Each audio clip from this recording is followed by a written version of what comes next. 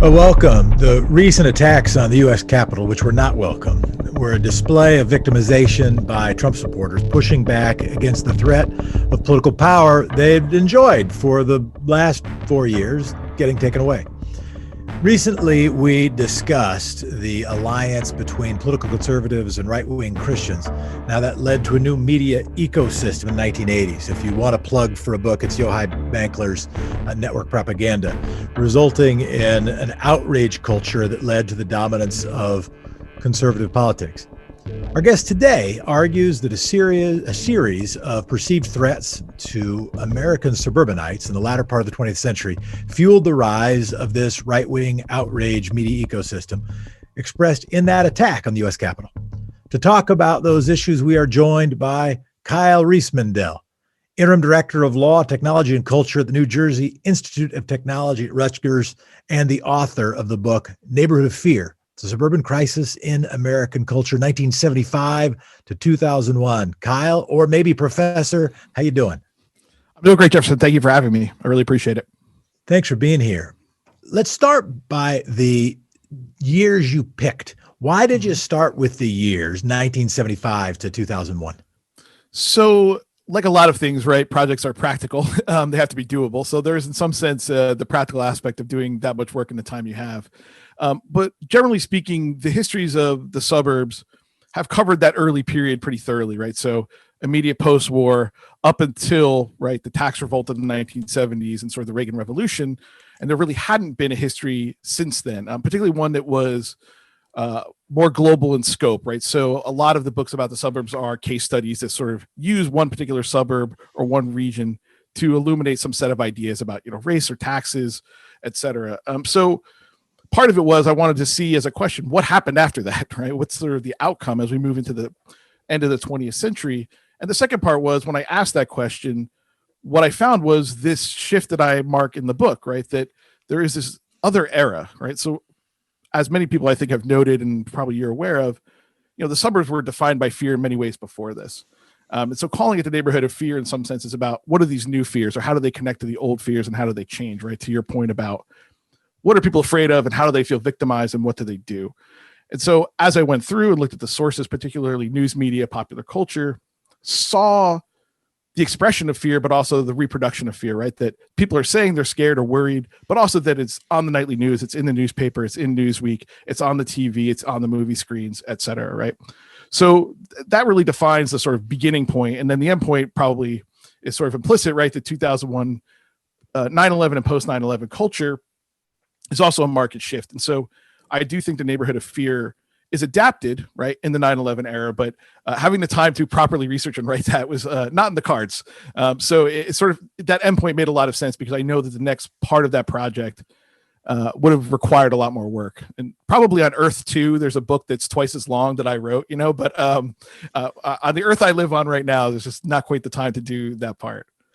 So what was the big change in that fear? How did the neighborhoods change in their fear from that post-war era, let's call it pre-1975, to 1975 going forward?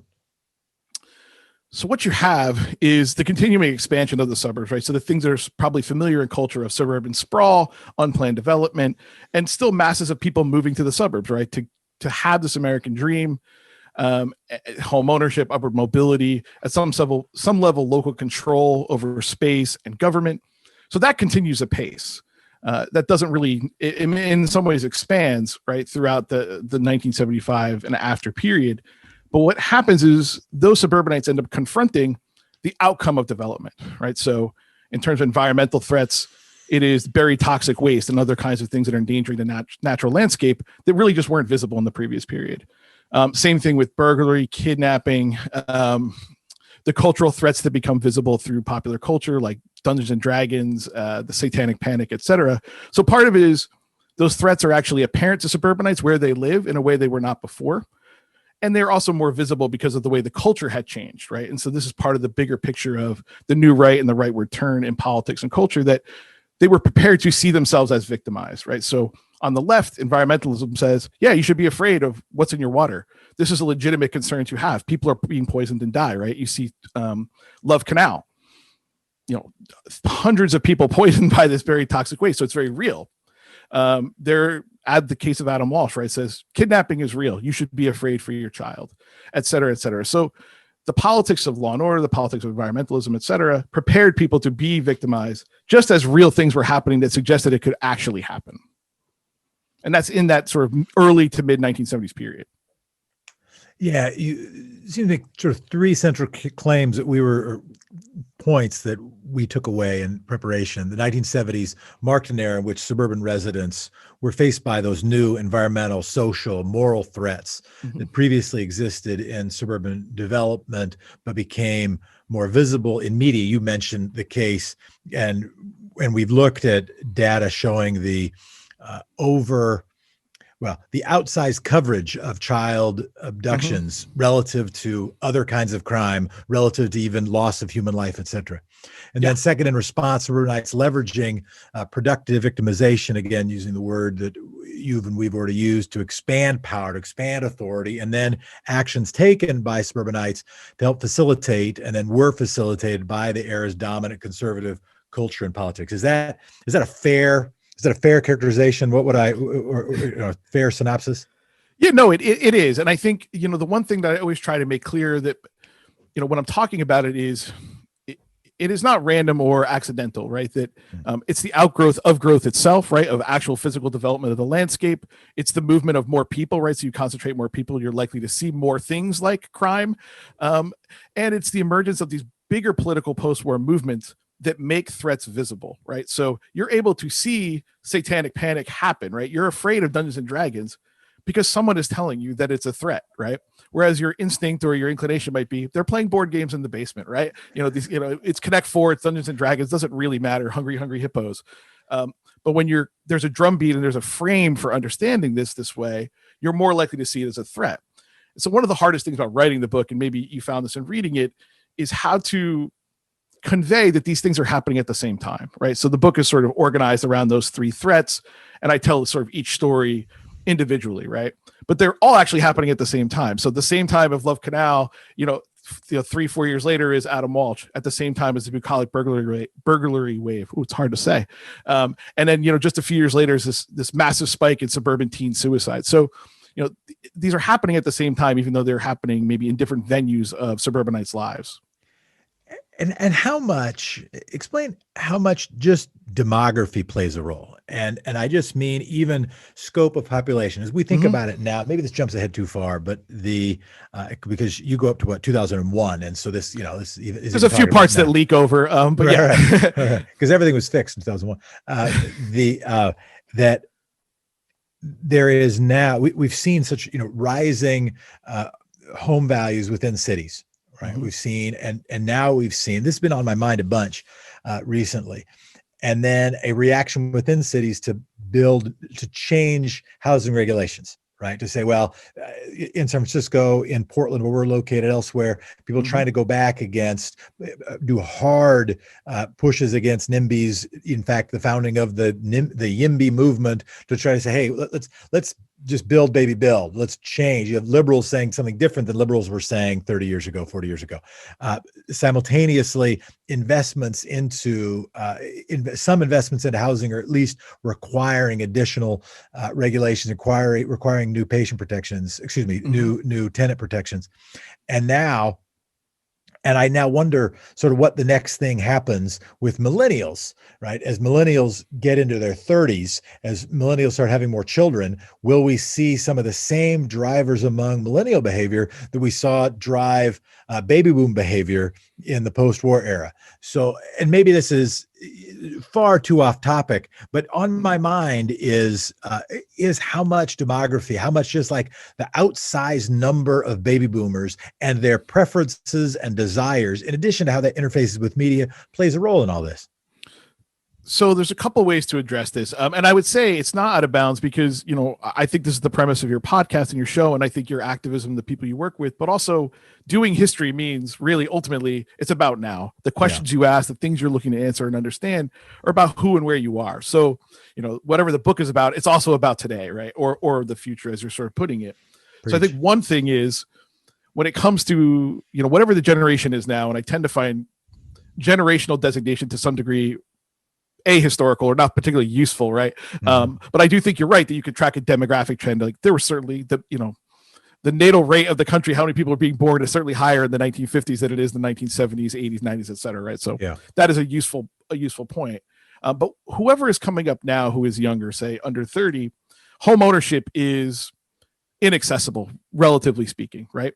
And so I suspect, and I think also even in the cities where people may, obviously renting is more prevalent than owning, but there's not that same kind of upward mobility, the same kind of connection to neighborhood, the same kinds of things that might drive NIMBYism, where your investment to that neighborhood and protection of it, perhaps at all costs, is because you are staying, right? So there's far more mobility. I think telework will also influence this, but there's lack of roots in that same way. So I think it'd be harder for them to articulate property rights when they don't have property. It's not impossible, right? But it's just less likely. Now, a massive number of liberal reforms around home ownership, banking, et cetera, right, could change all of that.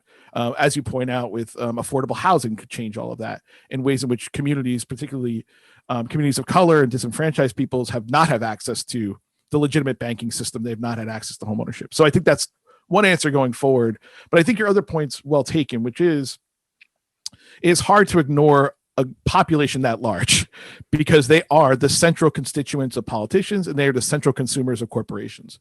So what they want or what they care about or what they're willing to fight for is going to matter in the broader political discourse in probably an outsized way.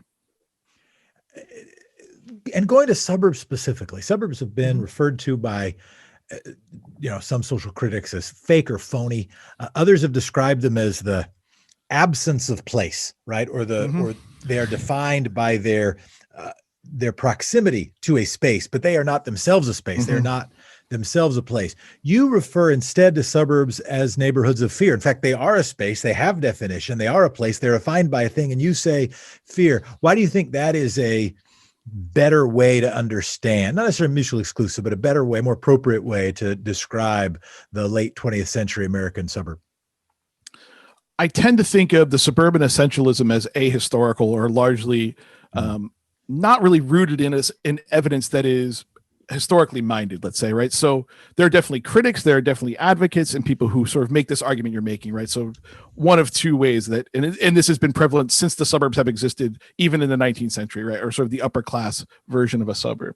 But the idea that they are cultureless, bland, places that do not exist, right? In the way you put it. James Howard Kunstler's book, The Geography of Nowhere, right? So trying to understand how do people occupy a space that has no meaning or only is sort of defined by its negative space, as you point out, or in relation to something else, right? A suburb. And I think ultimately as historians, or like where I'm coming from and where the project originally germinated in graduate school some time ago now, was I shouldn't say no one, but taking as your object of study, what is this place, right? If it exists and it has these things, we have to understand it. So to me, I guess I would ask the question differently is why did someone at that time think of the suburbs as fake or phony? What does that say about them? How does that constitute the politics or culture of that moment? And what can we understand by looking at presentations of the suburb as fake or phony? Because I'm sure as everybody, if anyone's watching this, is probably you're aware, every 5 or 10 years, we get this kind of pop culture representation, pulling back the curtain, right? Revealing the true suburb, not this facade suburb. And that I always think like, well, what are those representations really about? What is the facade in that moment and what is the real in that moment? And what do they have to do with each other? So, Mr. Blandings builds his dream house in 1948 or Revolutionary Road in 1960 or 62, Ordinary People in 1980, American Beauty, Desperate Housewives, right? And, that's like, we're skimming the top of these representations. All right. So all great movies, all about the American suburb. Right. So I guess my point is like that this idea that we're always peeling back the layer or whatever is, I would take one more step back and say, why is this the way we approach the suburb? Why is this the way we think about it versus the way I'm approaching it, which is, what is this place? Well, I've got a lazy hypothesis as an answer to your question, which is that they were defined by city kids, right? In fact, some of the same motivation that made Barry Diller recommend the Fox News media strategy to Rupert Murdoch, that he said, hey, there's a demography here, there's a constituency here that's not being directly spoken to, is because the idea of a liberal media was vastly overstated or misstated. The presence and dominance of urban media, where the residents were cosmopolitan, et cetera, that doesn't seem to be overstated. That'd be my lazy hypothesis as to why they're defining suburbs, because it was being defined by elsewhere. And it was being defined, the identity was being defined not by the suburbanites, the identity was being defined by somebody who worked at the, newspaper, which was located downtown. No, I agree quite a bit with that, because again, if you look at those texts I highlighted, either scholarly, popular journalism, or popular culture, they're almost all from the perspective of the urbane, right? Like, yeah, James Howard Kunstler is writing about the suburbs this way because he's not from there and doesn't like them, right? The critiques of the theme song to Weeds, right, which was written in the 1950s, right? So like, these little boxes, yeah, right? Again, it's a critique, right? It's coming from a place of, I'm not going to understand actually what this is, but rather I'm coming from a place that this cannot be a place I, endorse, because it stands in for, at different moments in time, consumerism, lack of culture, right? All the things you're sort of saying, sort of anti-cosmopolitanism, that are an affront to a lot of these people, or they don't think should exist in this way. Yeah, when I was a little kid, my mom moved us to South Pasadena, California, which was very much an LA suburb. But to me, that felt like a place, right? It had its own little main street that felt like downtown. I didn't even know it was small. To me, that's what a place was. We had a movie theater, the Rialto. We went there. I was born in Portland, lived most of my life in Portland. That feels like a city. But the neighborhood that until pretty recently, for a long time, that I lived in, represented, was called Gateway, and which itself was built as an idea. Okay, this is the gateway between elsewhere and somewhere else, right? It's a gateway between outside Portland and Portland. And people living in Gateway are like, well, I guess we're a gateway. We're not a place. But, it ended up having its own cultural elements, which I find really fascinating. I think and it has this huge political overlay because, of course, the suburban districts had an outside influence on who decided who ran Congress, right? If you look at our state, you can predict, in fact, in the state of Oregon, not predict, you can understand it. You can understand how, when Democrats started winning statewide compared to Republicans, entirely based on when Washington County, that's the suburban county in Portland where like Beaverton and Tigard is, where like Nike is located. Right. Yeah. When that voted Republican, this state had Republican statewide officials for decades straight. When that flipped, then all of a sudden we've had Democratic elected officials for decades straight.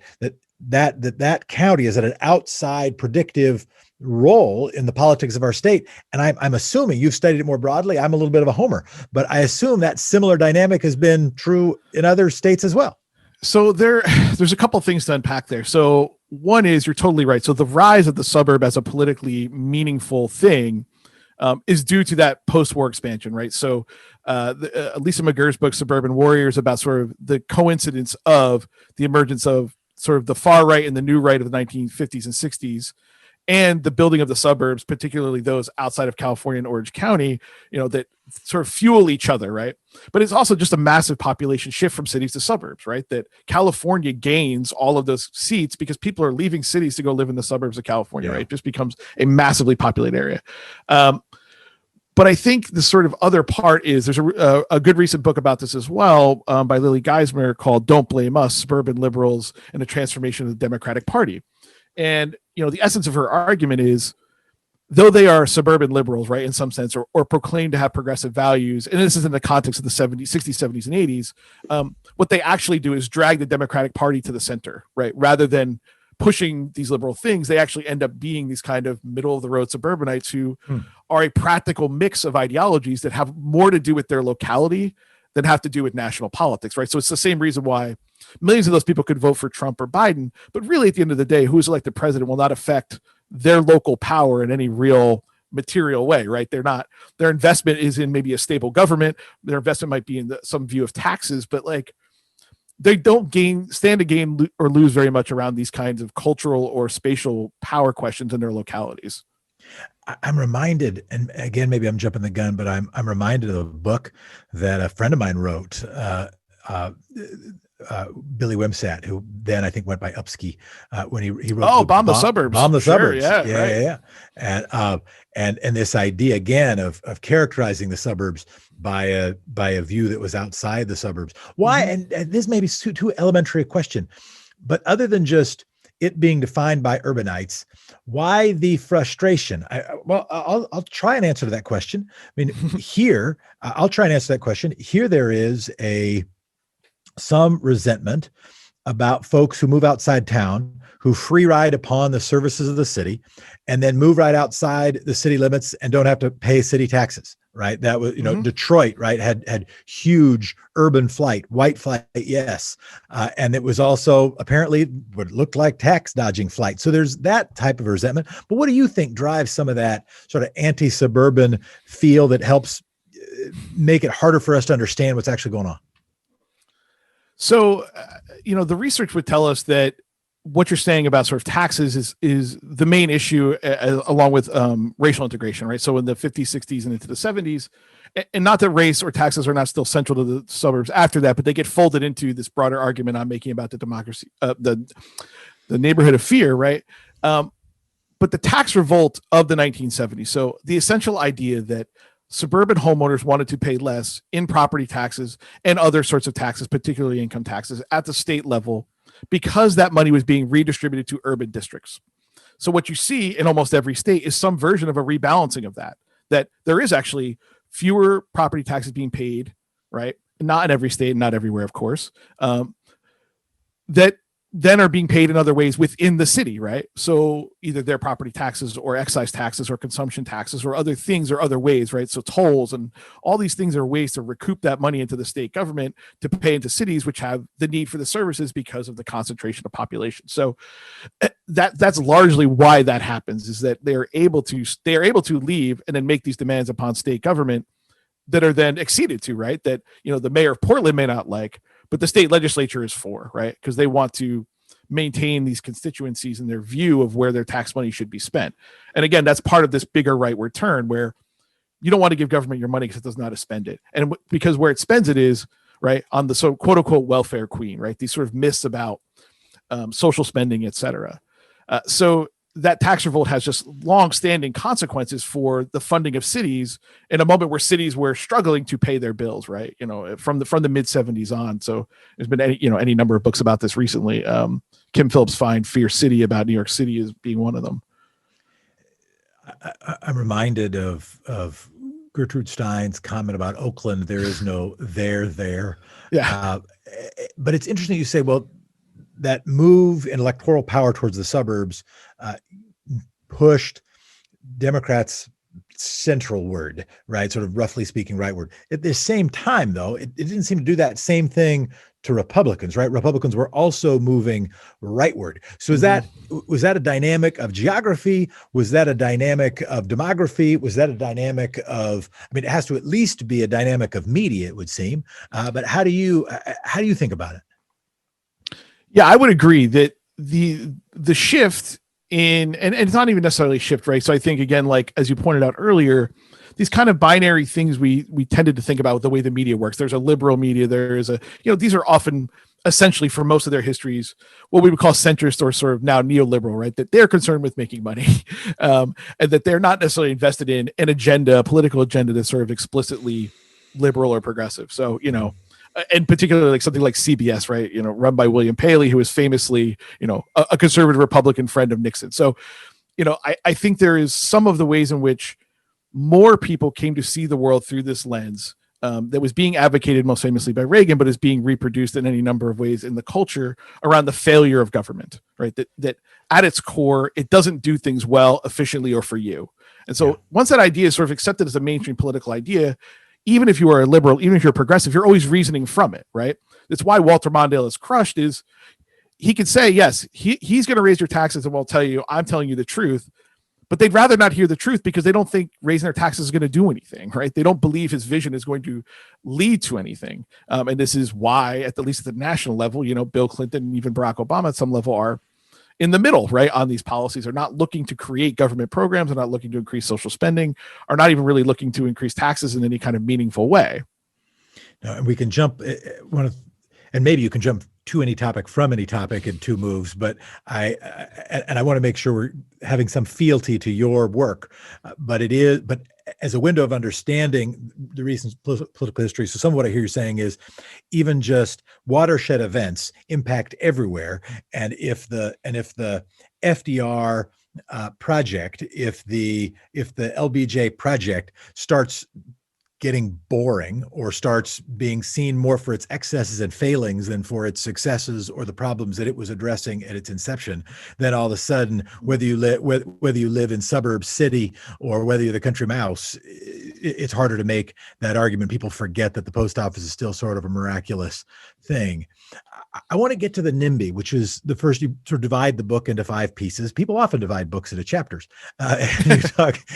Generally speaking, not always. We're not breaking new ground on that one, I recognize. But so you talk about the age of the NIMBY, and including environmental hazards, including sort of the spatial power of the suburban landscape. When was even the NIMBY coined? When did that become itself a thing? People have always probably cared about what was near them, but of course, what were there 25,000 people living in New York City when it was viewed as the greatest city in the world? At the time of the revolution, it was a very small number of people. But yeah, talk about that one. I mean, New York wasn't even really the most important city in America at that point, right? But so we have this moment. So again, part of the reason the way the book is structured, but also the periodization is, as best I can tell, the use of the phrase NIMBY from all of my sources comes about in the late 70s and early 1980s, right? Yeah. Around these land use issues. And obviously, I think you said earlier, and I think rightly so, that it gets mobilized, right, in any number of contexts, usually as an expression of class and property power, right? So it's not exclusive to the suburbs, but I think it's important that it is seen as derived from the suburbs, that it is born out of these battles over space, which are in some ways more complicated than we might imagine when we think of the phrase NIMBY, right? So NIMBY, I think now has come to represent a sort of politics of exclusion, a politics of property rights, not a politics founded on any actual fear that is legitimate, right? Whereas as I argue in the book, that the kernel of it comes from people who are legitimately scared by real threats, particularly about space. And so NIMBY is often used in the environmental context and not so much in the criminal context, so that sort of changes as you get closer to 2000. So the real fear of contamination of your water, the real fear of building a nuclear power plant in your neighborhood, the real fear of power lines and what they might give off, right? These suggestions that your environment, you are ecologically connected to this environment, it is central to your health and well-being, and that if it is endangered, you are endangered. So I could say, I want a garbage incinerator. I want a nuclear power plant. I think those are good things for society, but they should not be in my neighborhood because I own this property and my family is unsafe. And so that instinct and that ethic is founded in something legitimate, right? In many cases, not always, but it plays out, right? And this is the idea of the book: is productive victimization is, it's not just that you do stuff in response to threat, it's that you can do more stuff. You have more power. You are more prominent. You are more important. And so NIMBYism spreads to be a cultural designation more than an environmental one. And there's any number of examples of that, like we don't want this thing because, it's not the character of the neighborhood, right? And this gets trotted out quite a bit in urban places as well. Chicken or egg? People move to suburbs because they were afraid and uncomfortable about something that was happening in the city, or they end up in suburbs and get more afraid of things that are happening because of what they're seeing in media and what their neighbors are talking about. It depends on when and where we're talking about. So the historical literature, so Kevin Kruse is wrote sort of the definitive study of white flight, and the book is called White Flight. You may know him now as Twitter celebrity Kevin Kruse from Princeton, but he got to Princeton on the back of this very good book, and he's a very intelligent guy. But I think one of the central things I teach from his book, and I think is really useful for debates like this, is the phrase white flight itself is somewhat of a misnomer, right? So he uses it there and in part to draw you in, to tell you how it doesn't actually exactly reflect what happened. So the central idea is white flight is both push and pull, right? You may be leaving something, right? You may be leaving the fear of racial integration, which many of these neighborhoods on the edge of Atlanta demonstrate, that they don't want their church to be integrated. They don't want their school to be integrated, right? These kind of generalized racial fears of that period. But they're also going to something, right? They could have stayed and fought. They could have stayed and reconciled. They could have stayed and maintained these boundaries. And many, white ethnic communities do, right? But mostly they leave because they can. And they're being given something to leave, right? They're literally getting the American dream. They are owning a home at relatively low cost, which is the ladder to wealth. That is the ladder to upward mobility. That's the ladder to passing on, right? This is why in America today we have massively disparate wealth between white people and people of color, largely African-American. I think it was in Boston, it's a fairly recent study, was something like, the average person within the Boston metro area who is white has something like, $300,000 net worth or $250,000 net worth on average. And the average black person had $8, right? And that is almost entirely due to home ownership and property ownership, which begets more of it, right? And so white flight is really white people can get loans. White people can get loans. Exactly. Black people can't get loans. White people are more likely to have inheritance that helps them with a down payment. Yeah, and no, that's important. So you have sort of this self-selection. It's not only whatever's happening in the city. It also is the people who have choices are the folks who can head elsewhere. Hugely helpful to understand. Want to reintroduce, we're talking to Kyle Riismandel. The book is Neighborhood of Fear, already getting accolades. We like to talk people sort of the front end, right? You're on the front end, believe me, you're on the front end. Even before the accolades, right? Because then we could be like, well, maybe not many people are paying attention, but we're into early albums. You know what I'm saying? We're into your old stuff. Like I'm still trying to, I'm a big fan of your high school papers. Like other people, like that's what. I would love to show them to you. I actually picked up a box of stuff from my parents' house with my high school papers in them, and it was a hysterically horrible, embarrassing read. So I will scan them and we can show them to your audience. I'm sure they will. Show the high school. No, it's a lesson. I almost think that should happen because there's this idea if you showed, like we have a flawed idea of genius as something that was bestowed upon us by Zeus, and so therefore something that somebody did when they're 8 and they're not Mozart would of course demonstrate that genius. It might not. It might be the rantings of a small 8-year-old. Who knows? No, you're 100% right. So, I teach, and I teach at a technical university, right? So these are people who are not going to college to learn history or humanities or literature, and they largely don't get taught to write. And we actually, we're an institution in the plus side is very diverse. We have many first generation college students, many non-native speakers. But one of the things, what you just said is what we teach, right? We say to them, writing is a skill you can learn, right? There are 100 people ever who lived who sit down and knew how to write. Everybody else worked their ass off and had to practice. Right? You want to be good at something, you practice it, whatever it is, right? So hockey, baseball, sports, singing, guitar, whatever it is, right? You practice. And that's what class is. We practice, we do it together, we get better, we take feedback. So you're totally right. I think, demythologizing writing and the writing process is extremely important, even for the professional, published authors, right? Talking about process, I think is extremely important. So I'm happy to address that if you want to, but no, you're more interested in content, I imagine. The book is already, the book, I'm just saying the book has already got accolades and we like to be early, but already accolades. But speaking of practice, you use some words that aren't in the full parlance of everybody, including effective practice, affective practice, as well as the invisible prison, as well as toxic suburbia. Walk us through those terms a little bit. So those in particular do come from others. So the idea of affective practice or the study of affect has been sort of an emerging field that comes out of literary studies and disability studies, been theorized, in any number of ways. And there are arguments about what we mean by affective studies. But in essence, we are trying to get at the roles in which our emotions and our emotional connections play to these other political questions of inclusion or power, right? And so the way I use it in the book, and in some ways, I'd be very curious actually for someone who does some of that work, what they would think of it. I'm surprised actually there hasn't been pushback or some questions from it, just because I'm very curious what they would think. But the idea is affective practice is that you're doing things to assuage this fear, right? That they may not have the practical effect you hope, and at some level you may not even think that it will have that practical effect. So it's used in reference to environmental illness, and the idea that, chemical overload, multiple chemical sensitivity. And it's tricky again, right? Where there's a perspective in culture and in medicine that these conditions are psychosomatic, that they do not exist, right? And then there's others who I think are more sympathetic who say people experience real pain, right? That regardless of its cause, these people are clearly suffering. And so we must, as practitioners of medicine or psychiatry, address them, right? Address their pain, even if the medical establishment basically agrees it's not a diagnosable disease, right? In the way you would put into a book.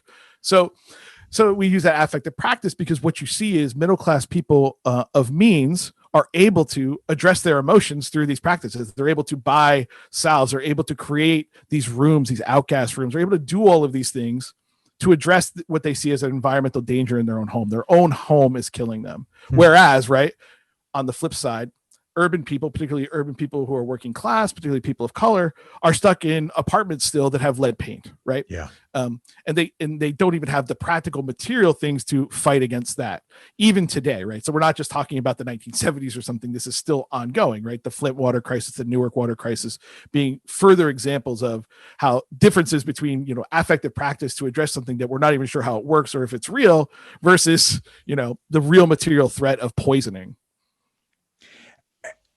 Fear stalks the streets. The rise of, including of home security. What do we know about when security firms and the classical economics says that products arise in response to, roughly speaking, static demand, right? Something happens and therefore we make a product to serve it. Somebody who applies a sort of media understanding lens or persuasion lens on top of that says, well, products are also made based on demand that can be created, right? People weren't born knowing that they might want to smoke, and they didn't start out being addicted to tobacco. But once they've smoked a little while, and once James Dean does it, sounds cool to start. And once you've done it for a while, seems pretty hard not to keep doing it. I wondered about home security firms and insurance firms and those who build profit based on an idea of safety. How much are they just people are scared, we're just giving what they want? And how much are they helping to feed some of those fears or even create them? So I would say an inherent in any activity that is responding to it is also producing, right? So if you're ADT and you see that your customers, when they call you, they want a security system, they say, right, they fill out a survey or they call because an incident has happened in their home, that they want your home security system to protect against burglars, right? Anytime you make an ad to advertise that service in this way, you're saying to the consumer, you should be afraid of this, right? This is a real thing that you should think about, and that's why you need our product, right? So, in essence, all advertising creates a need that it then satisfies. So we always talk about these practices, these images, commercials, television, whatever, as both reflecting and producing, simultaneously doing these things, right? It's addressing a thing that's clearly in culture, and it's amplifying or reproducing in some way that then furthers it, right? Until some other thing sort of supersedes it. So I would argue that all of those representations are then creating the need that they're also reflecting.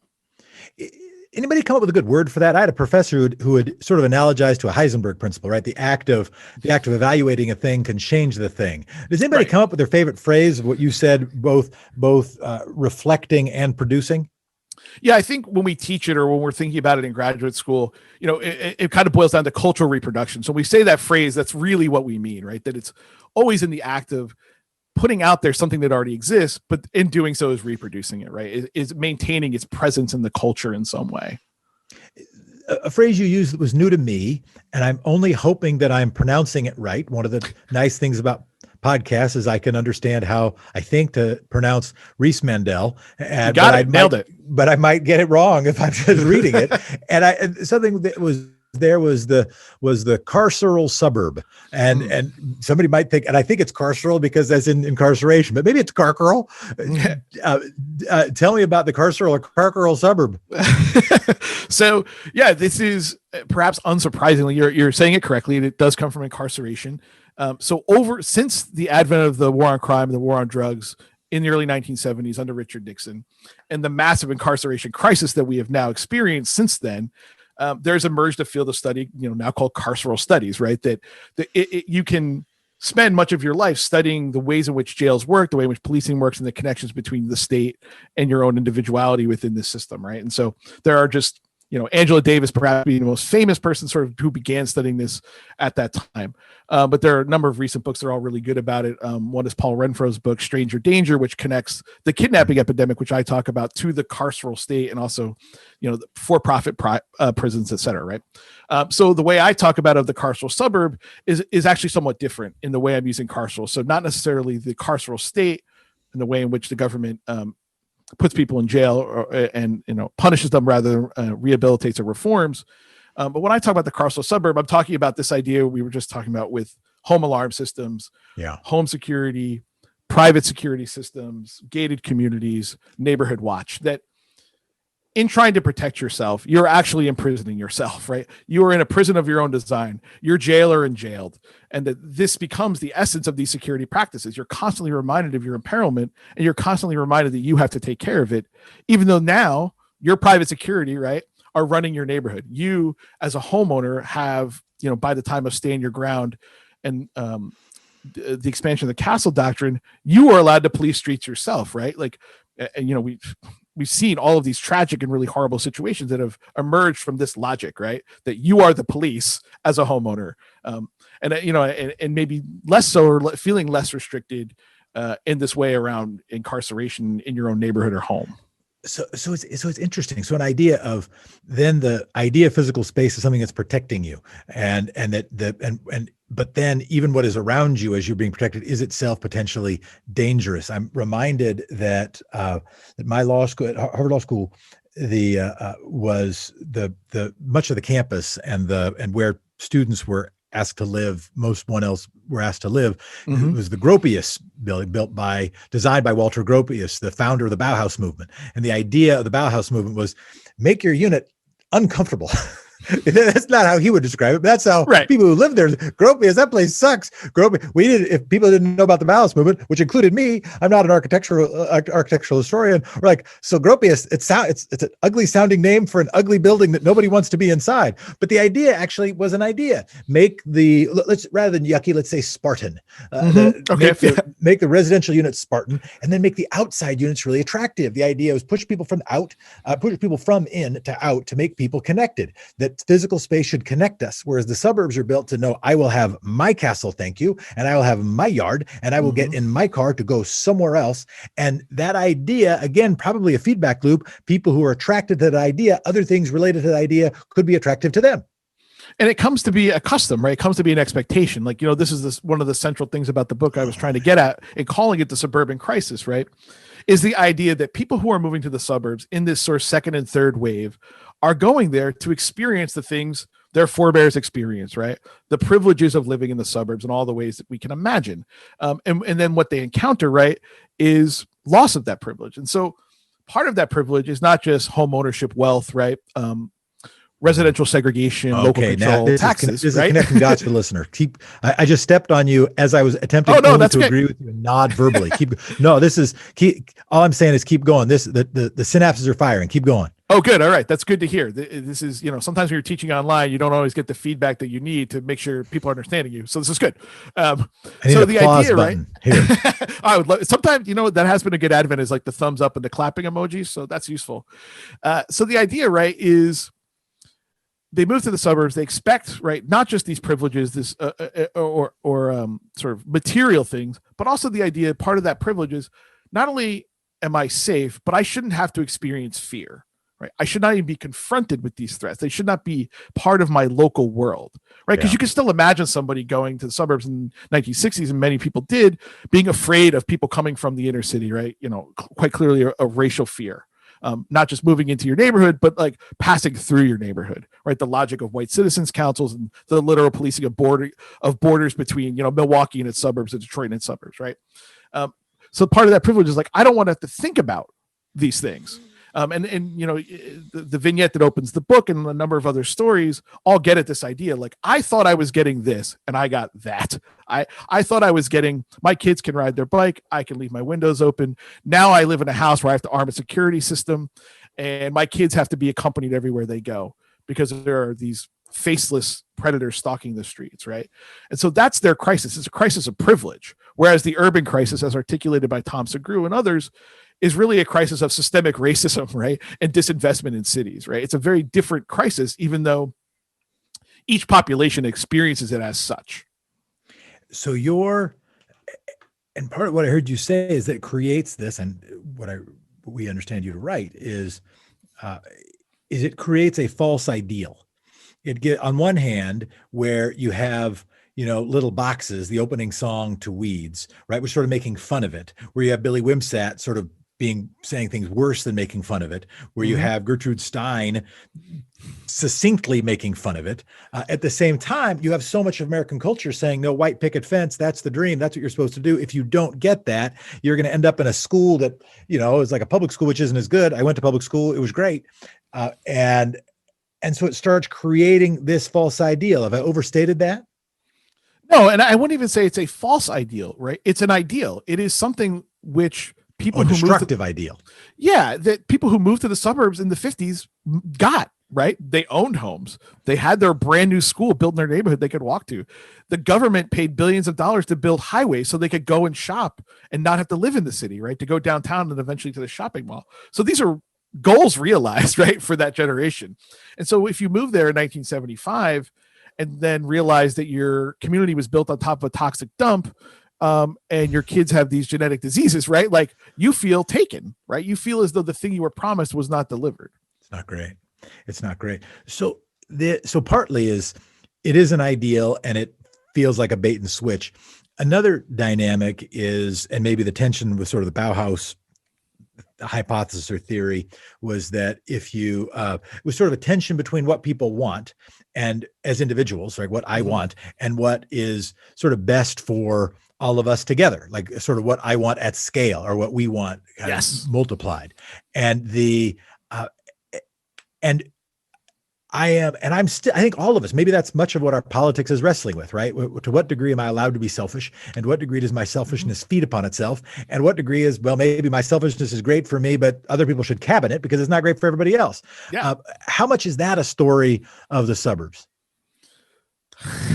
I mean, in the sense that the suburbs are the post-war development, and coincide with a political movement that basically says what you just said, right? That prioritizes the individual, prioritizes the family, prioritizes privatization itself, right? That the marketplace is where things are efficiently done and are effective for everybody, right? So this is Liz Cohen's idea of the consumer's republic, that we come to express our citizenship and belonging and inclusion through the market rather than sort of other kinds of civic arrangements or organizations. So it plays out in the suburbs that way, right? That people come to see social good through private action. There's this great, I included in the book, there's this great letter to the editor from the New York Times from this guy, Francis Brady, who is opposing the building of the Shoreham nuclear power plant in his neighborhood on the North Shore of Long Island. And he basically says, don't argue about it here. We don't want it. Right. And then another letter follows up and says, essentially, well, NIMBYism is good because what's good in my backyard is good for New York or is good for Connecticut, which is good for the country, right? This kind of like extended logic of privatism is good for everybody because this unsafe thing won't be near anybody because everybody, right, implicitly has the power to protest in this way, which of course, right, this is the problem with this idea is that power is not distributed equally. Representation is not distributed equally. So someone ends up being exploited. Someone ends up being disempowered, right? And it's America. So these operate along, racial hierarchies and class hierarchies. So it creates, so the idea of the suburb and the presence of the suburb, the option of the suburb, which is an option for some and not all, and other kind of, and trying to expand that option to others can make it sort of a faux option, right? Or an actual option that includes faux elements. And it creates sort of this ideal that might have elements of being a personal ideal, but also ends up being not a community ideal, ends up not being best for pollution, if you care about that, not being best for global warming, if you think that's a real thing, not being best for transportation habits, if you care about not having to sit in traffic for an hour and a half to go to work.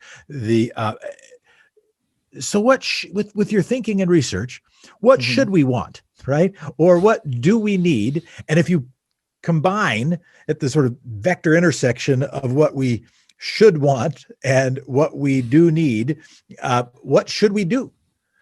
So part of what the book tells me, or part of what the research helps me understand, was the ways in which culture functioned through this rightward turn, right?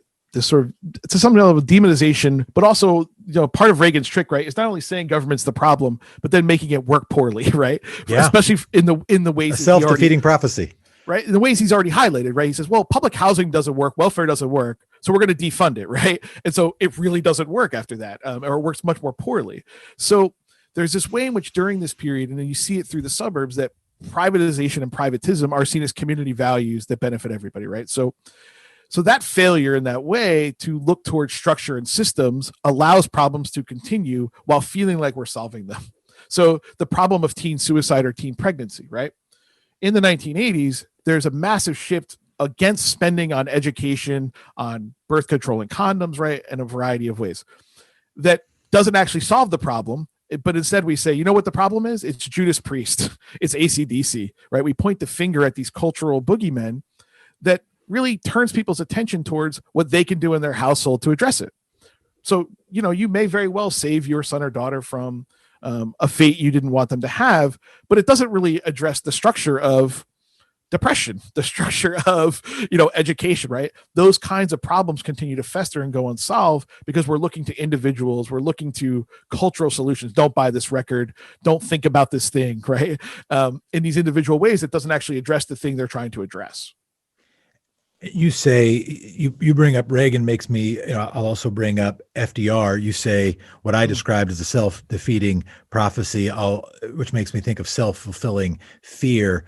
It almost seems like 3 to 4 decades of the only thing you have to fear is fear itself, that fear is feeding upon itself, and that itself is feeding upon the problem. Yeah. And I mean, one of his freedoms was freedom from fear, right? Yeah. That this is the promise at some level of addressing these systemic problems with systemic solutions. And of course, right, a man of his time and a people of his time and a Congress of his time, it doesn't necessarily address them for everybody in the same ways, right? So there is also that failure around race, particularly of the New Deal. But yeah, and that Reagan is an explicit reaction to structure, right? To New Deal, to the Great Society. He's saying, nope, right? Like, we're not going to do things this way. And you get Clinton, who says the era of big government is over, right? His reaction to Columbine is, we need to teach kids better values, right? It's morality in the home, it's consumption of media, it's Marilyn Manson, it's goth culture, which is quite patently absurd, right? When we think about how these things happen, and in particular Columbine, if you haven't read Dave Cullen's book, Columbine, it is just a definitive study of what happened. And he dispels these myths, and right, myths are political stories, right? They tell a story that does political damage or is politically empower somebody. And he dispels all of them. But you see the coverage of Columbine is every politician from every corner, from the Christian right to the most liberal Democrat, is basically saying it's the media, right? It's culture. Yeah. And I grew up at this very time. If you look at I'm listening to NWA, right? And Tipper Gore is saying, in the same era, saying, well, what's causing this problem is NWA. And NWA fans, and probably NWA themselves, are saying, no. They're telling you what some problems are, and they're not the ones inventing it. But again, there's this interesting feedback. All right, Columbine, appreciate the recommendation. But I want to get to the thing you were saying, because that gets to one of your chapters, which is, punks and mall rats and out of control teenagers. I think one of the most fascinating. So how does that intersect? Keep going with that. So it's funny, right before I came on with you, I had been in a bunch of meetings today. Literally was coming out of a 3-hour meeting, and I put on YouTube, and one of the recommendations was 1983 video from Roosevelt Field Mall in Long Island. And it was a guy who just made this like homemade documentary interviewing kids in the mall. And it was so fascinating because I would have loved to have had it for the book. But it gets at this idea that one of the things we've touched on a lot, sort of the emergence of the new right and the sort of merging of economic conservatives with cultural conservatives, or the Christian right.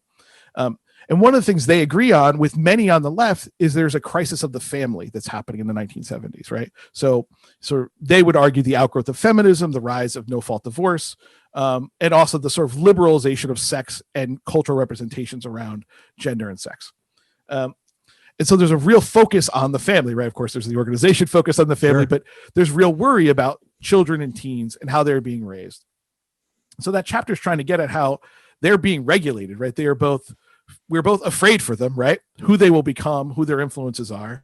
So those two chapters about out of control teenagers and then about sort of cultural influences are really about that fear. But about space and the mall and the arcade, it's really about, we're also afraid of teenagers, right? They are the ones who are fighting, drinking, mugging us, shoplifting in the mall. Like, how do we regulate them? So these fears about teens, and in these manifestations, that I articulate through the language of the time. So hardcore punks, the arcade addict, as they were called, Pac-Man fever. Sure. Time had a cover. It said, "Is Pac-Man thumb the social disease of the '80s?" Right? Like, But again, like that disease metaphor, right? This idea that there's this cultural disease happening that's spreading through these kids who are redeemable, right? And this is the key point vis-a-vis your point about NWA. So in the discourse of the culture wars, in the ways in which Tipper Gore, the PMRC, and others addressed white culture and white cultural representations versus black.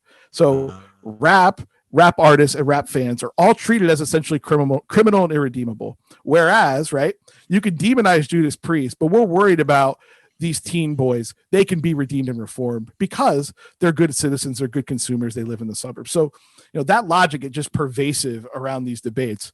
I mean, I can go into more about no, but it even gets back to the thing we were talking about just before. So the promise of FDR saying, hey, government will come and it'll give you stuff. And you have a bunch of white voters who, you know, any range of white supremacy amongst them who are saying that sounds great. And then Ronald Reagan says, hey, wait, look at all that stuff that was given. It wasn't just given to the white people, it was given to other people. And you don't like that. And you don't like paying for it. So I don't think we can't understand American politics without thinking about race and talking about race. And we certainly can't understand the suburbs, the dynamic of the suburbs, without talking about race. I want to go back to the question I started poking at, which is, well, what do we do if we imagine the thing as not only the suburbs are a window into understanding various critical dynamics, which is a fascinating window in that window of time, but also thinking about the suburbs as a set of choices of transportation and I was going to say urban development, but of place development. Right? Yeah. What should we do now?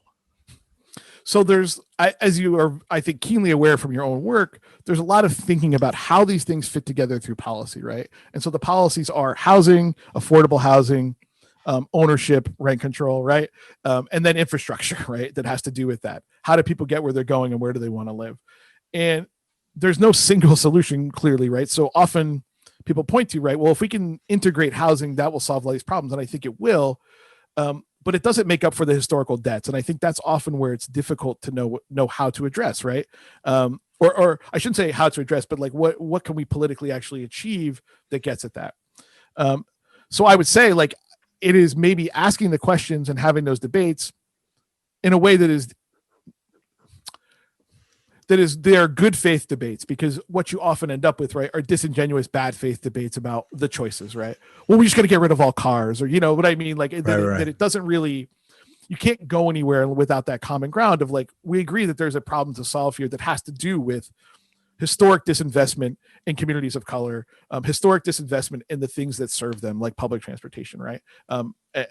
So I'm not sure that I perhaps it's not a great note to have here, but I'm not sure what I would recommend other than that you have to grapple with the past in these ways, honestly.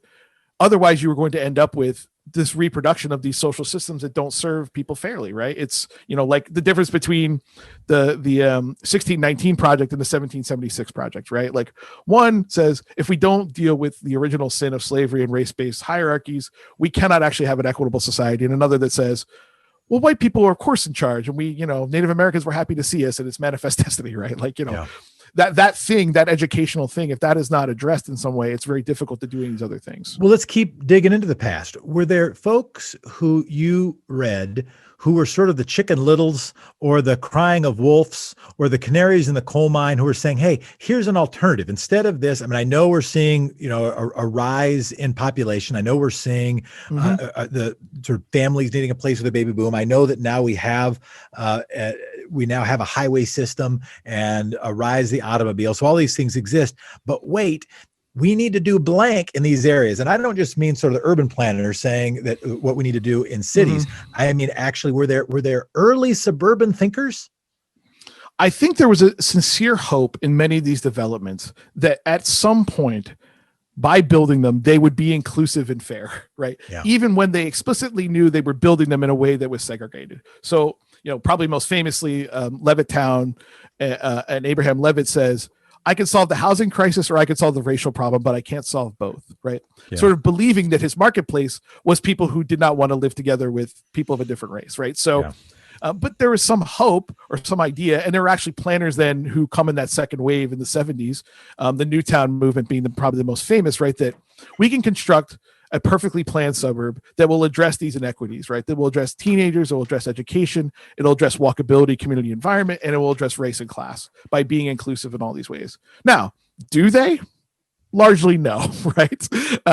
Nicholas Dagan Bloom's book about it. There's a recent book by I think it's Amanda Hurley about sort of called Radical Suburbs. So if you're interested in like the planning history of the ways in which people imagined a different suburban world than the one we got, I think her book would be the best. I think I'm getting her last name wrong and I feel terrible. Good plug. So but even if the book is right, people can search it. Somebody look it up. Amanda Colson, somebody put it in the chat for me, please. It's going to make me insane. And I do want to actually also name check one other person. Tricia Rose, historian, cultural historian of African American culture and rap, had sort of made that point about sort of redeemable subjects and irredeemable subjects with regard to rap music versus white culture like heavy metal. So, cite your sources, right?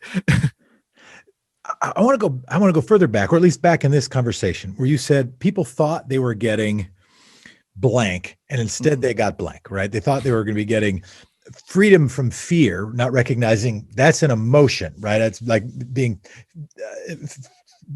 fear of disgust or contempt or sadness. It's like the war on terrorism, right? It's like, no, I'm going to be afraid sometimes. Right. Mm-hmm. And we've got to manage fear, not only with bars or weaponry, but with sort of understanding and therapy. But I'm also curious if there were things you thought you were going to get in this work, in your study and your approach, things you thought you were going to find out or thought you were going to prove, and you ended up finding out something else. Anything that surprised you? That's a great question. And it's, yes. I mean, the short answer is almost always yes. Yeah. We all hope yes, right? It's like, no, I knew it beforehand and all I had to do was put it on the page. I mean, sometimes you're totally right. Or you think you're heading in the right direction. I tell students all the time that every research project takes a U-turn or a dead end, right? So, and in some part you learn something new. I think in part, or the thing that I learned to think about more thoroughly was the subjectivity of the people you're writing about, even when you disagree with them, right? And trying to understand their world and put it in order. It's to say why, and often I tell this to students too, is one of the central things we do is put ourselves in another time and place and say, why did this make sense to someone? Why did this idea that seems so, stupid, illogical to us, make perfect sense to them?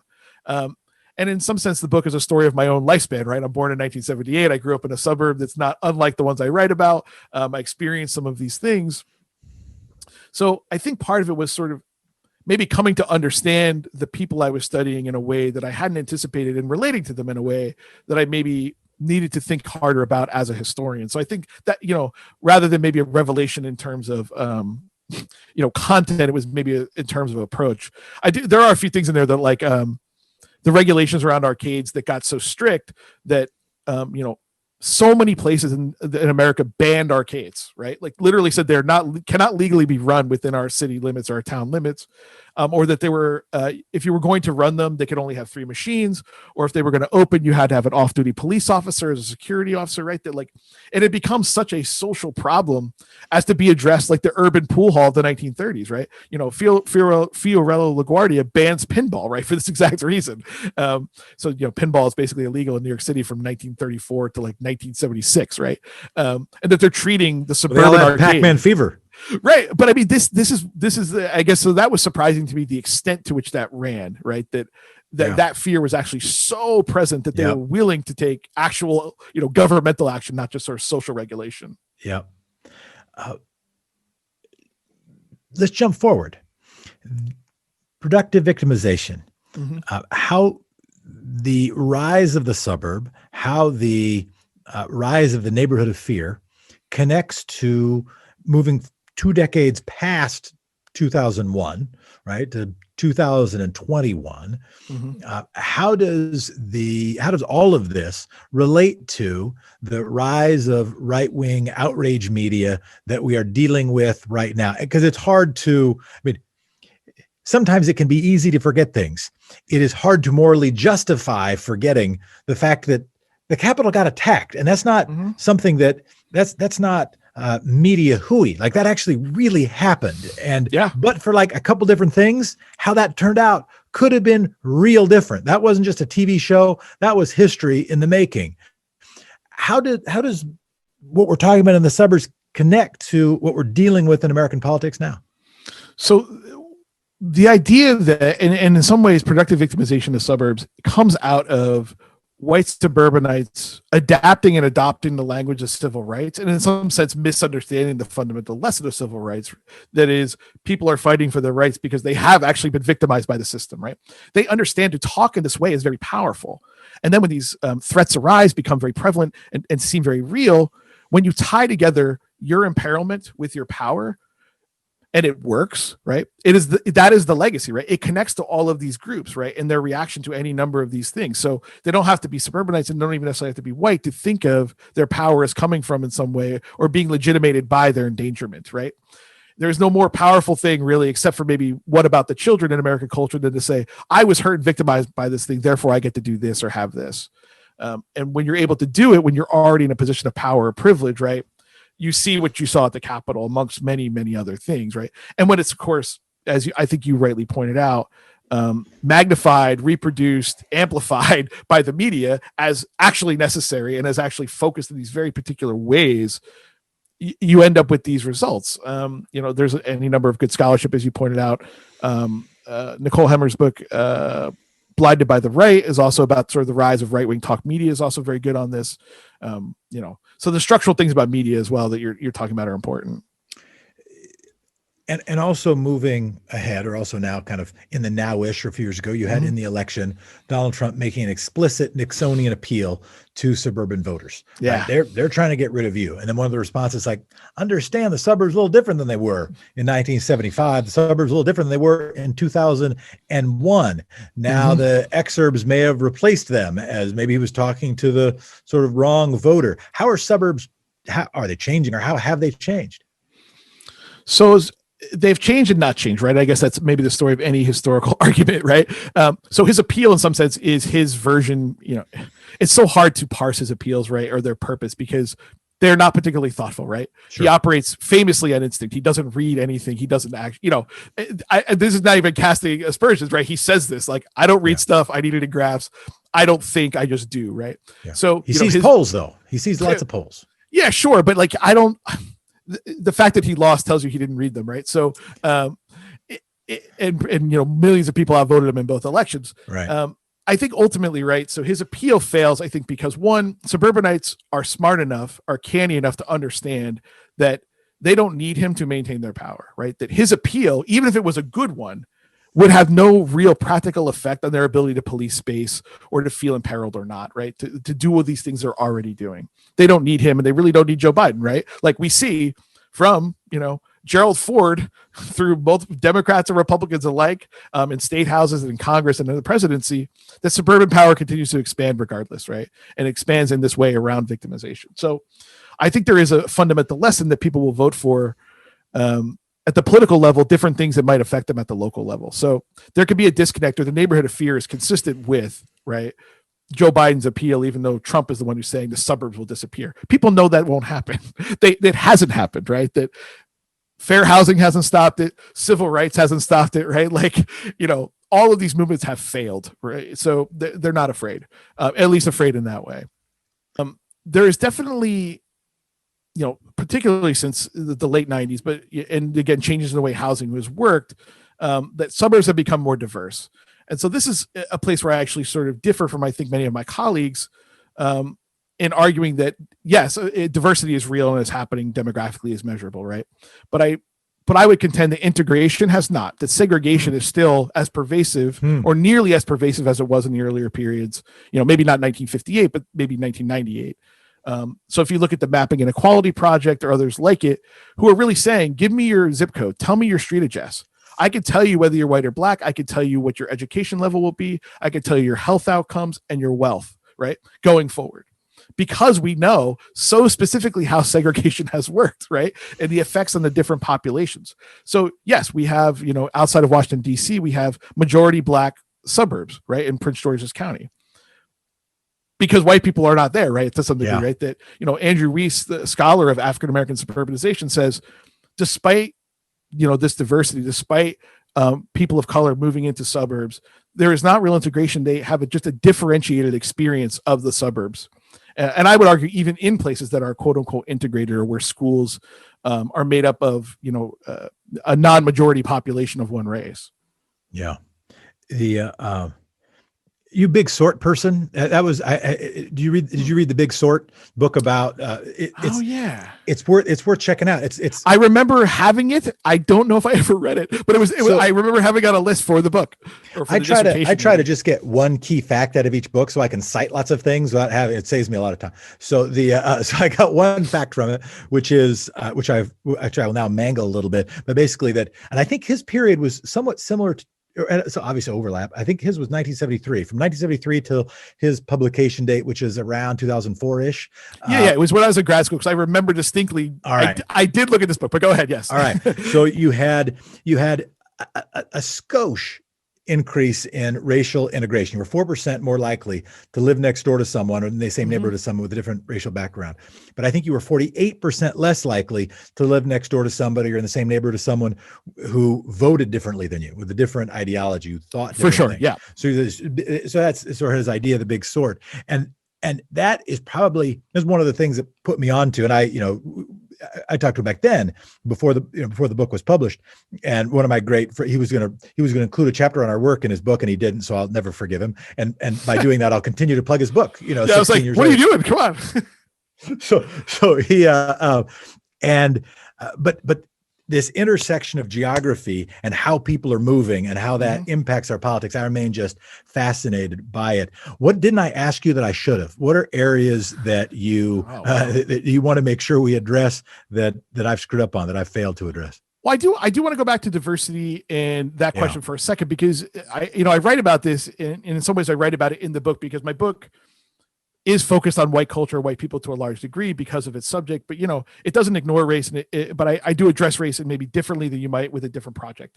But one of the things I found in finishing the book and doing the conclusion and thinking about the questions you've been asking, like about the last 20 years, is how do we think about diversity and how has it functioned in these places? And to a large degree, I'm not going to be able to pull the study who wrote it now, but there was one study that said basically white suburbanites are the most segregated people in America, right? That when we look at every group and where they live, right? So you might think, the inner city, right? This kind of read Black or Latino, that's where people are concentrated around race. It's actually, no, they tend to be more diverse and more integrated because of the nature of cities, right?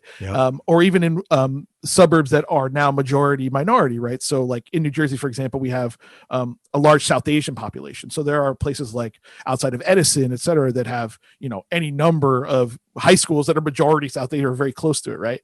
But that white people still remain the most segregated, right? And white people remain segregated, not in rural places, but in suburbs. So that idea is still, I think, super important, even though suburb as an idea is changing and being diversified, right? That like putting your finger down or saying what it is becoming more difficult because of majority minority suburbs or things that are more polyglot overall. So in terms of questions I wish I was asked, that's a good one. I guess I never think about what I want to be asked. I always try to be ready. Well, no, and to some degree, it's not your job. Maybe it's the laziest of all questions. No, talk about. I do think it's a good question. It's like, did you miss anything? Is there something like from the book that you really want to like? No, and it's also, and maybe it's also just a defense mechenism, because then afterwards, well, how was the interview? Oh, we covered everything. And why you have to say that? Well, because we hadn't covered everything. You would have known. But anyway, that's an excellent point. I mean, I think one of the things I always say, or like I was asked this by they did like a little like alumni profile for my grad program. And they sort of said, what do you want? What is the one or two things you want people to take from the book? And we've hit on a lot of them today. So, but one of the things I think about is, and it's a point you've actually raised a number of times, which is we need to understand in doing this work, historical work, that culture and media are so central to how people organize their world, how they understand and make sense of it. And if you're doing work about anything, and to ignore those sources or to not think about those frames, right? And then implicitly the structure underneath them, right? How the media works at some level, who has access to what, you're not going to be able to answer these questions, I think, in a very effective way about these political questions you're sort of asking or the ways in which people make sense. It's not that one is more important than the other, but we need to think about the relationships between, right?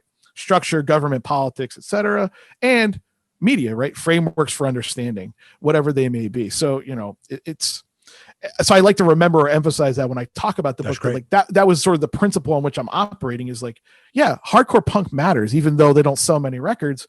These guys express both spatially and through their music, their disgust with the suburbs, right? Yeah. They're as disgusted as, the people of the 1950s and the folkies making fun of the suburbs and consumerism. Yeah. So speaking of folk and punk white rage, and going back to the thing you said before, my far too general question, when you say the segregation of the white community, I want to do this just before we leave, and then you can plug anything you want. This is an example sort of the right wing lifting the language of civil rights from the press release by the Christian Newswire yesterday, as at least the time of this recording. And here's, hopefully I get and I have the quote. It would be like focusing exclusively on the Black rioters of the 1960s without ever addressing the social and economic conditions that inspired them to act. If the reason why Blacks rioted in the 1960s was a response to long-standing grievances, why is it so implausible to believe that the Capitol riot was a response to long-standing grievances among white working class communities? So this idea of building whiteness as an identity, right? Even Ta-Nehisi Coates, right? Talking about Trump as the first white president, whiteness growing as an identity, even as whiteness is more called out as oppressive, if it is deemed as the dominant ideal mainstream, is a thought that I at least wanted to tag. Any final thought you have, or anything you want to plug other than the book? Well, I do want to talk about that for a minute if I can, because one of the central things we teach, right? So I imagine from any college, anywhere, any professor who's teaching history, if they're teaching anything about race, is saying we need to consider whiteness as a social construction, just like blackness or any other racial category, that it is being constructed by society for the purposes of relationships of power. And so, the emergence of whiteness studies, right, happens in the 80s in academia, and it grows out of any number of movements, critical race theory and legal history, but also like David Roediger and sort of working class and class histories, talking about the wages of whiteness, or what we get, the investment of whiteness that you just automatically have, right, the privilege of whiteness. So that point's an important one to always consider, right, that we sort of think of race as everything but whiteness, right, rather than how is whiteness constructed and what does it mean. And on the point of civil rights, or thinking about the adaptation to the civil rights movement by right-wing or conservative politicians, right? So I can't remember when it was, maybe it was sometime in the last 5 or 6 years, a journalist unearthed this interview with Lee Atwater, right? So Lee Atwater being the sort of architect of the Reagan campaign, and sort of famous for his cutthroat tactics, right?